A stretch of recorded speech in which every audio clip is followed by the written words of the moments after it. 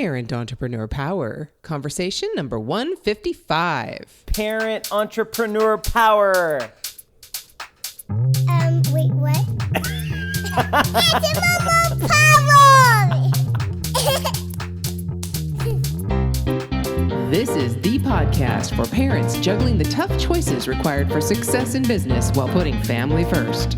Hi, I'm Mary Catherine Johnson, and I share the ups and downs and dirty truths of profits and potty training while chatting with successful parent entrepreneurs from all walks of life.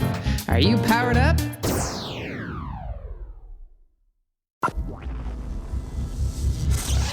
Hey there, Power Parents. Guess who? It's Mary Catherine Johnson. And, I got to ask you to listen up here because if you are feeling stuck at all, if you're feeling unfulfilled, if you're still in the corporate life, working the 9 to 5, and you want to break free of that, then I need you to listen up with my conversation today. Today, I have with me Katie Allen.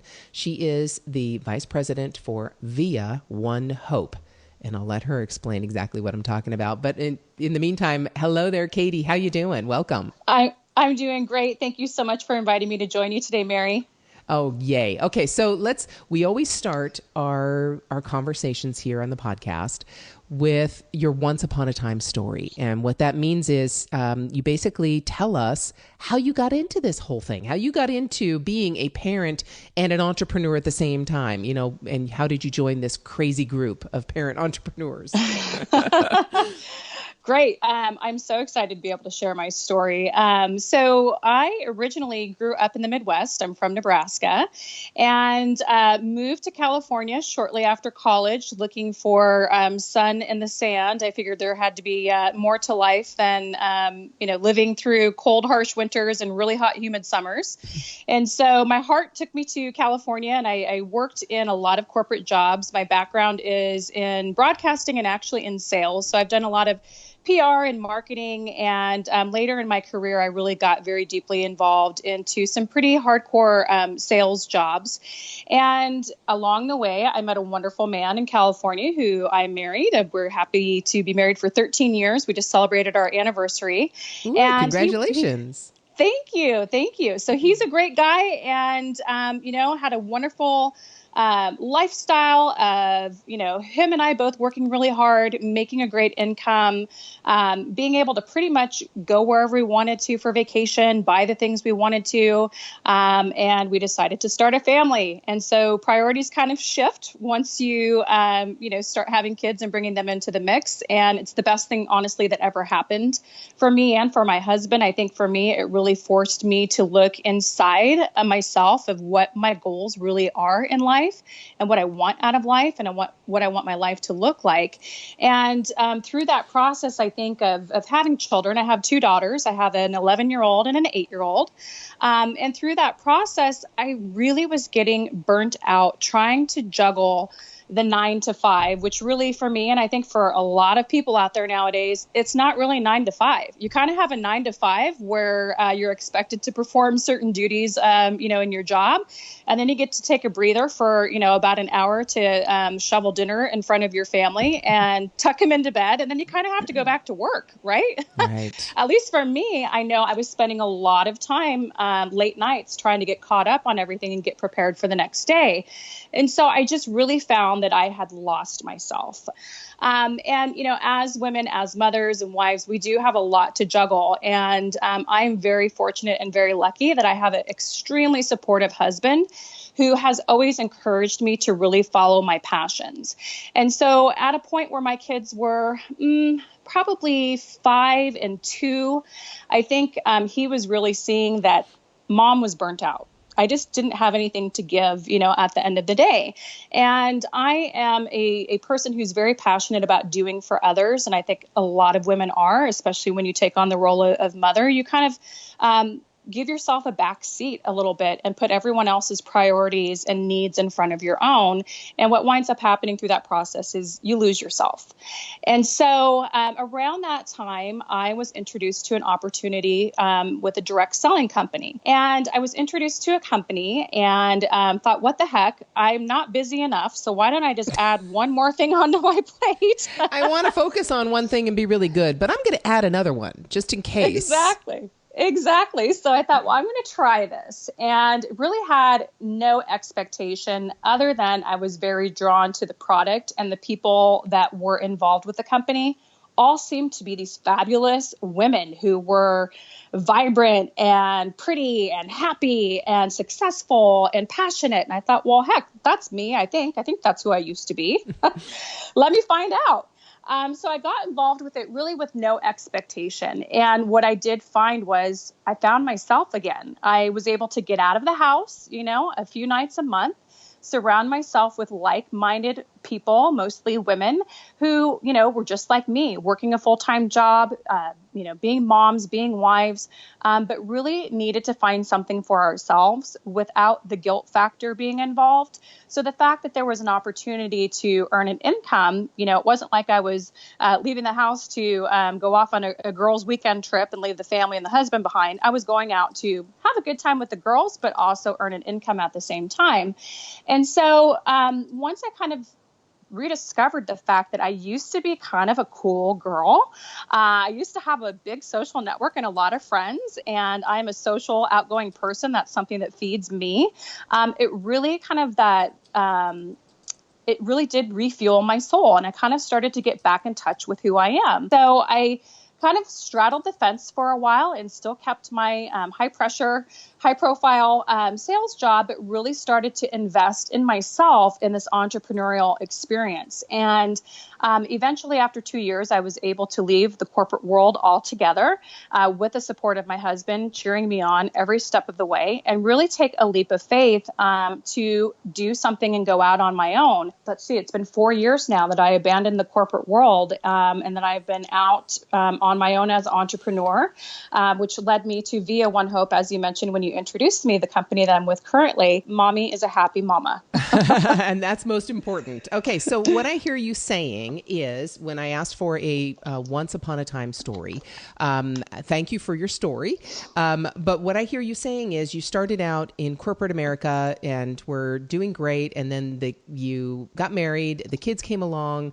When the kids came along, you were trying to do everything, be everything for everyone, and basically lost the number one person that you need to be for, which is yourself. And through that, looked around for different things, and you found a specific direct sales company where there were people, you saw people performing and doing in-home demonstrations or parties or whatever it might be, and you remembered that part of yourself. And so you connected with that and went out and wanted to do the same thing and started to do it and found, oh my gosh, this is amazing. And then you started your own business and left corporate America. Is that correct? You got it. Yep. Okay. Mm-hmm. What business did you start? So the business is ViaONEHOPE. So is that the business you actually started? That's your entrepreneurial business? That's my entrepreneurial business. Okay, so you did that. Let me go through it. Sure. You started that. You started ViaONEHOPE 4 years ago. ViaONEHOPE actually started 2 years ago. So I worked with another company for about 2 years before coming to ViaONEHOPE. So OneHope is sort of my parent company, if you will. And so we distribute wine typically like any other retailer would through grocery stores. We sell to restaurants, hotels. And because of the mission that I talked about that we have at OneHope to give back with every bottle of wine that we sell, people really wanted to get involved with the brand, but we're a smaller company and did not have a direct sales platform. So I came together with the founder of OneHope to start ViaONEHOPE, which is our platform in a direct sales capacity that gives entrepreneurs a way to have their own business through selling our products. Okay, so when you said you had left corporate America 4 years ago, what did you do? So when I left corporate America, I worked for another direct sales company, just strictly in the capacity of being an independent consultant. Got it. So, So that's amazing. So you got some amazing skills, amazing expertise, experience, direct sales, and how all that platform works. Then 2 years later, you decided to go out on your own and start your own direct sales company. And your first basically client or company that you are doing the direct sales for is OneHope.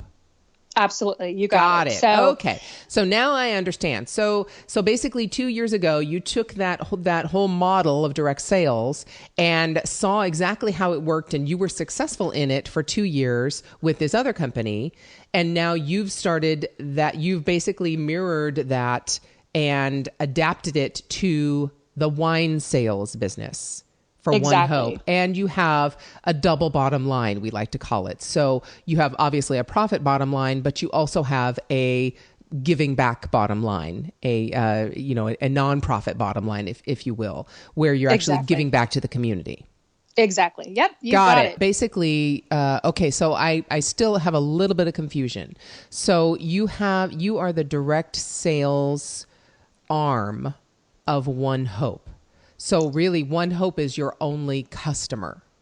Correct. Okay. So now you have OneHope as your only customer, but now you are developing a direct sales platform and accessing, let's say if I love wine, which there's only, to be honest, only one wine that I almost ever drink. And the reason is because it tastes good to me. I am not a wine connoisseur. I wish I were. I've tried, and I just cannot. I'm sure I could if I really wanted to develop the palate for it, but it is just so dry. It is so hard for me to drink. I have to drink things that taste good. Okay. Let me give you an example. I love Kahlua and cream. Okay. Yum, yum, yum. If wine tasted like Kahlua and cream, I'd be drinking it all the time. So anyway, the only wine that I can drink is a Moscato.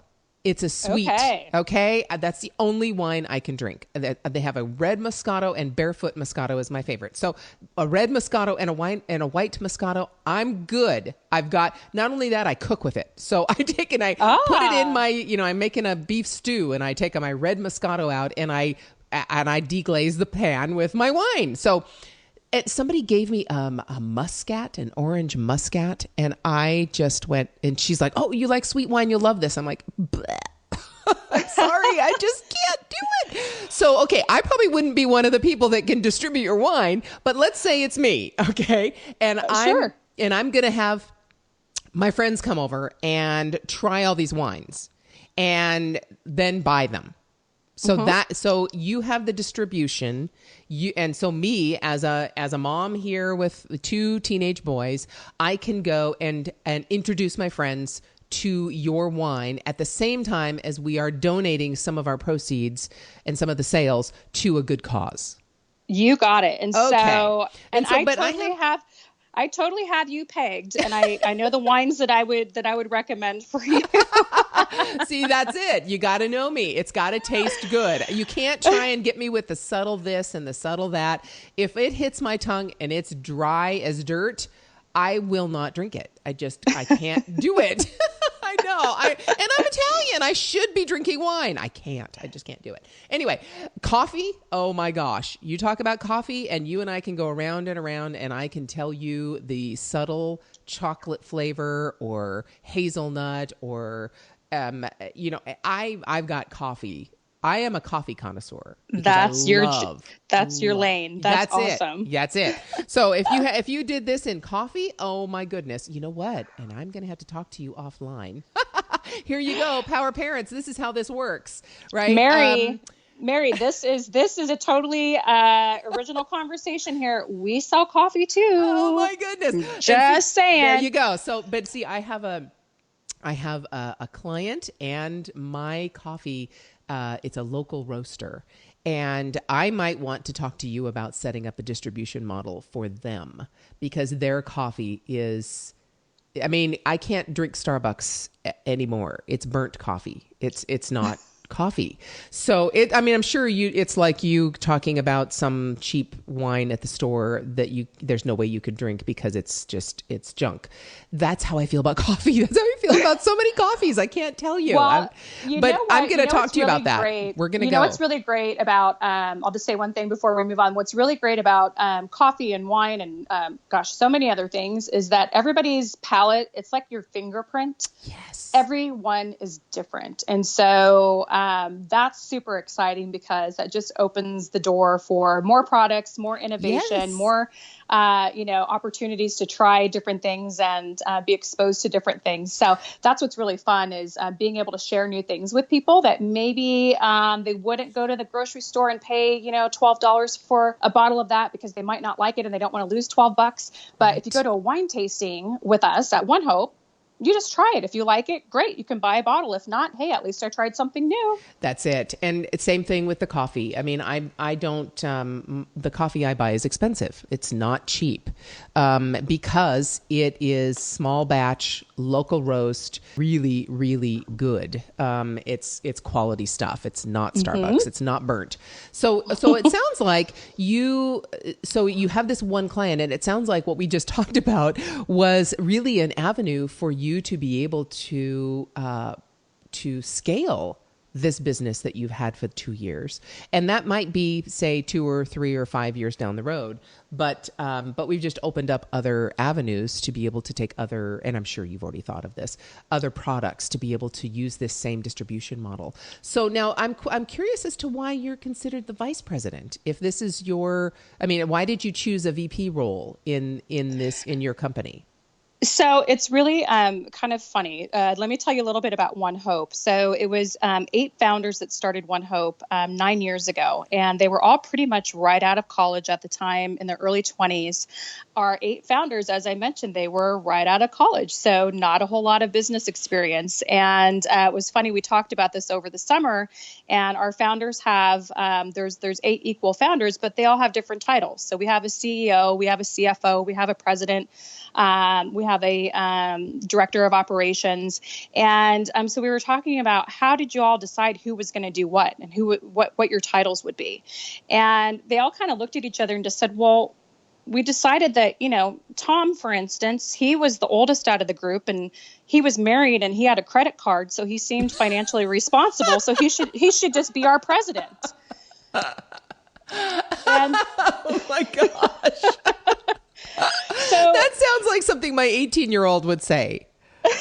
Totally sounds like that. There's no real basis for it except that, you're the oldest. You seem to have the most experience. You actually have a credit card. So let's make you this. And Tiffany, she was always, the best out of any of the 8 of us in sales. She was always, the number one. So she should just be our revenue officer. That makes sense. Let's just give her that title. There you go.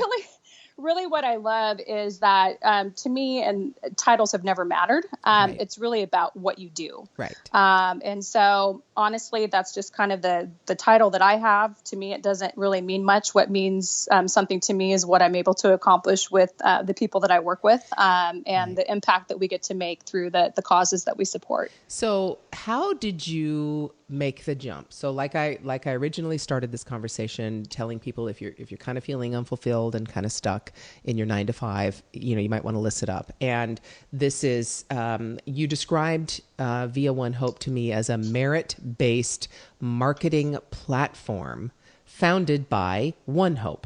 Okay, so I'm starting to understand a little bit what that means. But how in the world did you decide, or where did you, tell me about the process quickly. How did you go from this other direct sales company that you were doing to finding this one client, OneHope, and developing their direct sales platform around it? What was, and bring me to the moment that made you decide, I can do this on my own and I'm going to find a company to do it for. So I love this question. So this is where I am a huge believer in networking. So if you are a shy person, come out of your shell and find someplace locally to network. Ask your close friends who they network with. If you're looking for business tips and tricks and you're, entrepreneurial at heart and you're afraid to get started and you don't know what to do, you don't know what happens at a networking event, have a friend invite you and bring you along and go out of your way to meet people, because you never know, just as kind of happened in our conversation earlier talking about coffee, you never know who you're going to meet, and you never know who can help you or who you may be able to help. And so for me, I was out promoting myself in my former business and attending a networking mixer, and met a fellow entrepreneur who was involved with wine, and said, there's this company that I've come to know that I think that they are really cool, and I would love to introduce you to them, because I'm a wine lover. I got married at a winery in Temecula, California. So it's something I've always appreciated and enjoyed. And so I actually got a personal introduction to the company, and met our founders, a great group of people. And, they said, hey, we've been toying with this idea of, doing some sort of a brand ambassador program, or looking at other business models like a Mary Kay or a Pampered Chef or a Stella and Dot, something like that. Mm-hmm. But we think it could potentially be a big part of our business, because we get resumes all the time and people calling us that want to come work for us. But we're a small company. We're a small guy. We don't have, lots of opportunities. And so we think maybe that might be a way for us to not only grow One Hope, but also a way to empower other entrepreneurs and other people to really have something of their own in a similar way that you've done, Katie, through, 2 years being on your own as an independent representative for another company. So maybe leaving a full-time job and taking that big plunge and that big risk of giving up the comfort of a regular paycheck to go do something on your own is maybe impossible or a little too scary or risky for people. Seek out opportunities, seek out experts, talk to people that you respect, talk to people that you admire. And really pick their brains, because I think any successful entrepreneur you will talk to, or any successful business owner you will talk to, will tell you that their path was not a straight line, and mine certainly hasn't been either. I feel very, very lucky and very blessed that it's kind of all come full circle, really. Got it. Yeah. And, one particular thing that you just said, I really would like to focus on, because I know that all of us, networking is very important, and networking has been talked about a lot. And you just mentioned, if you know someone, ask to pick their brain. If you just ask them questions, how are you doing this, or how are you doing that? And all of us who are in business have had those questions asked of us. And I could probably spend at least 5 to 6 hours minimum a week having coffee with people or chatting on Skype with people and advising them on their business, because they want to pick my brain or they want to ask me this question or that question. And believe me, if I have the time, I do it all the time. But if someone just emails me out of the blue that I don't know, or that maybe in LinkedIn, we might be connected somewhere, but we've never really met, or they've never commented on anything, or, just out of the blue, I've seen their name maybe, but I've never actually had a conversation, or they've never been on my radar. And they contacted me out of the blue and said, hey, can I pick your brain on how to do this? Or you look really successful. I'd love to talk to you about how you're doing that, because I have this great idea that I'd like to go do. Now, that person, I'm not going to be as likely to actually sit down and schedule a time with that person, because they're not on my radar. I don't know who they are. And that's, to be honest, Power Parents, I personally would never do that to someone, because that is asking them to do something just for me. And I feel uncomfortable with that. I need to give first before I'm going to ask for anything. And my purpose is not to give just so they can give back to me. My purpose is, like, say, Pat Flynn, for instance.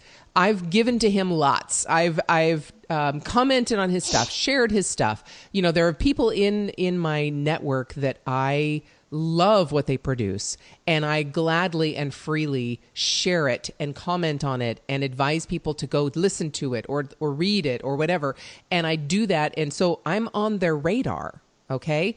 Mm-hmm. And so when I go and ask for something, or say, gosh, I'd love to interview you for the podcast, or gosh, I'd really love to ask you a question about this, or can you participate in that, or whatever, they know who I am because I've already communicated with them. So how do you do that? How do you do that without being just someone who's wanting to have coffee and they don't know who you are and you're not even on their radar? So I love this question, Mary. Okay. So my biggest piece of advice and biggest tip when it comes to networking is you have to go into those situations as a giver.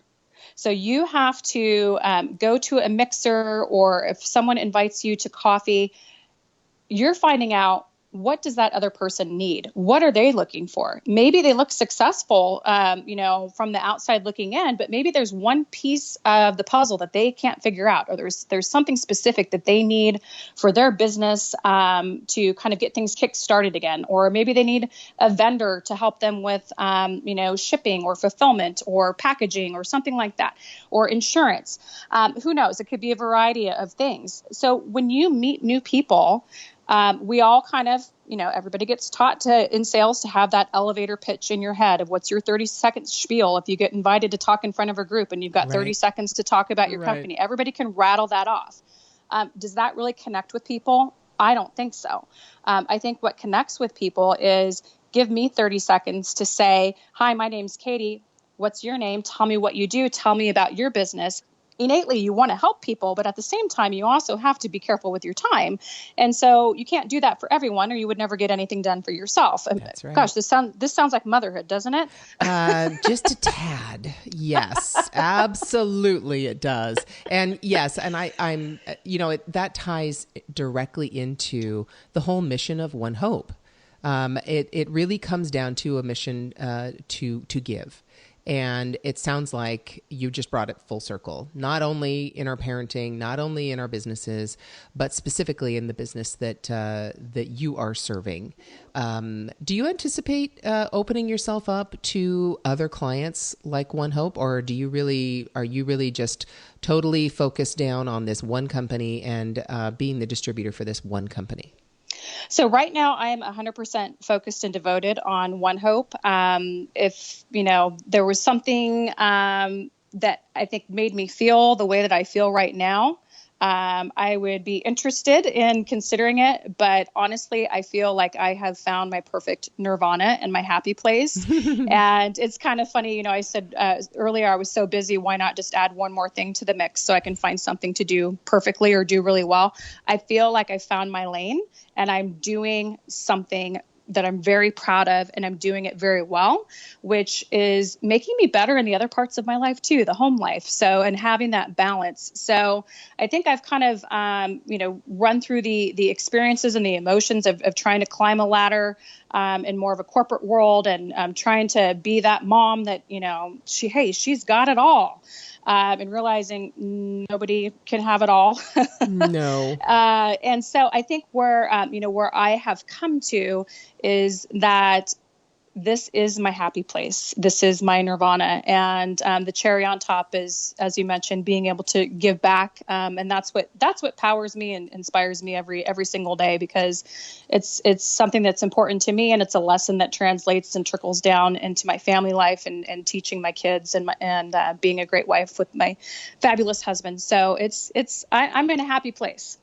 It definitely sounds like it. And I really do. I just have to tell you, especially I didn't expect our conversation to go toward networking, but I'm always looking for that thing, because we all have something to teach other people about, to teach other people how to do what we know how to do well.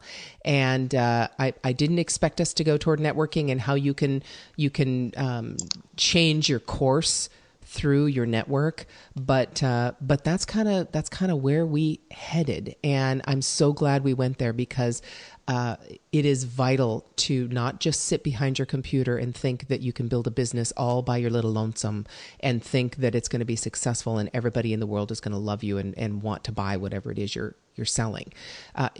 Really, our lives don't work that way. Nowhere in our lives do they work that way. In our parenting, in our livelihoods, in how we make money, in our pets, in our communities, we need other people around us. And I'm so glad that you took us there with this little chat. And I thank you so much, Katie, for joining me today and for sharing One Hope and how you have Via One Hope, and now I understand how it all fits together. and I wish you the best. And is there something specific, or is there somewhere specific that the power parents out there listening to us can find out more about you? Sure. You can visit us at ViaONEHOPE.com to learn more about our products and our mission, about me and what we do.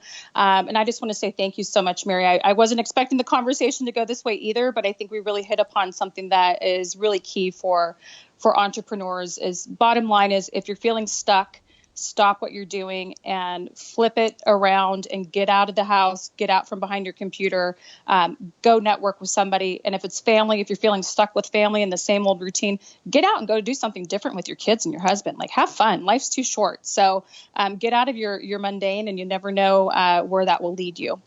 Okay, Power Parents, I hope you got some great information and tools and tips on specifically networking from that conversation. I know it took us a little bit to get to that, but we finally got there in the end.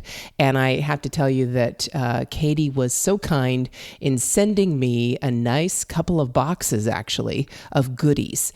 And I'll tell you right now, if you heard this conversation, you know that I'm not a wine drinker, but there was one bottle that she sent of Muscat that I mentioned in our chat, and it was delicious. It was actually really good. She also sent me a Riesling and a Chardonnay, and the Riesling was good as well. I haven't tried the Chardonnay yet, so I'll let you know about that later. And just like I talked about coffee, and Katie mentioned that One Hope also sells coffee, she sent me a pound of their Karma coffee, and it was delicious. It definitely rivaled my favorite Mocha Java from my dear friends over at West Wind Coffee Roasters. So if you're interested at all, go to the show notes. You know where they are, right? ParentEntrepreneurSuccess.com/PEP 155. And the links to everything I just mentioned, all of the wines, the coffees, and my West Wind coffee will be in those show notes, should you be so inclined to go check them out. Otherwise, get out of the house, get out from behind your computer, and go talk to people, because that's what builds businesses. Get out and talk to people and network and do good in the world, and it will come back to you. Have a great day, and enjoy the journey. To get powered up for your day, just go to ParentEntrepreneurPower.com and listen to any one of the over 100 episodes we've had so far with amazing entrepreneurs just like you. It might just help you feel like a grown-up again.